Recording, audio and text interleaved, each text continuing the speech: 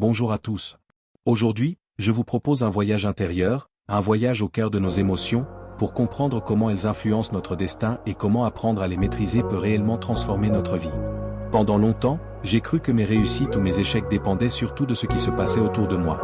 Les circonstances, les gens, les opportunités. Je n'avais pas encore réalisé à quel point mes émotions, la manière dont je les vivais et dont je réagissais, façonnaient profondément mes choix, mes relations et même ma vision de l'avenir. Puis un jour, j'ai compris que savoir accueillir, comprendre et transformer mes émotions pouvait changer bien plus que mon humeur. Cela pouvait changer ma trajectoire. Cette découverte m'a poussé à explorer plus sérieusement cette question essentielle. Pouvons-nous changer notre vie en apprenant à mieux gérer notre univers émotionnel? Peu à peu, j'ai compris que nos émotions sont loin d'être de simples réactions passagères. Elles sont le moteur invisible qui influence nos décisions, nos comportements et nos relations.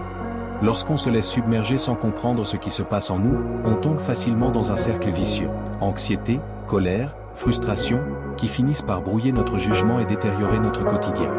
Mais il existe un chemin pour briser ce cycle, la conscience de soi. Elle commence par un geste simple mais puissant, observer ce que l'on ressent sans jugement. C'est ce qu'enseigne la pleine conscience. Cette pratique m'a appris à noter mes émotions au moment où elles surgissent, voici de la colère, voici de la tristesse, sans m'identifier totalement à elles. Cette distance douce transforme déjà l'expérience émotionnelle. J'ai aussi découvert la réévaluation cognitive, la capacité de changer la manière d'interpréter une situation pour apaiser la réaction émotionnelle qu'elle provoque. Souvent, nous souffrons non pas à cause des faits, mais à cause de l'histoire que nous nous racontons sur ces faits.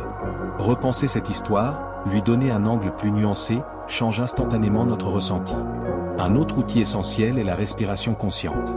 Quand le stress monte, le corps se tend, la respiration devient courte. Ralentir et approfondir sa respiration agit comme un frein naturel au débordement émotionnel.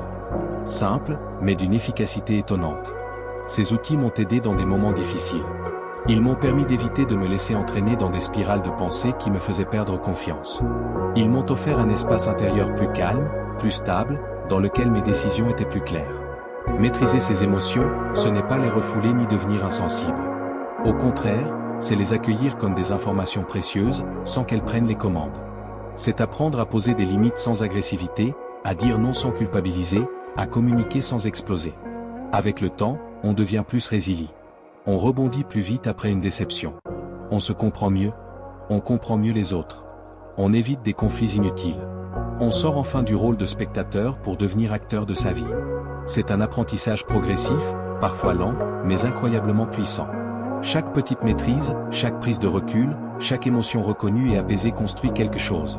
Un esprit plus stable, plus confiant, plus clair. Et lorsque notre monde intérieur devient plus solide, notre monde extérieur change naturellement. Nos relations s'améliorent. Nos décisions sont plus réfléchies. Nos projets avancent parce qu'on n'est plus bloqué par la peur ou l'impulsivité. Oui, apprendre à réguler ses émotions peut transformer une vie. Parce qu'en changeant la manière dont nous réagissons aux événements, nous changeons la direction que nous prenons.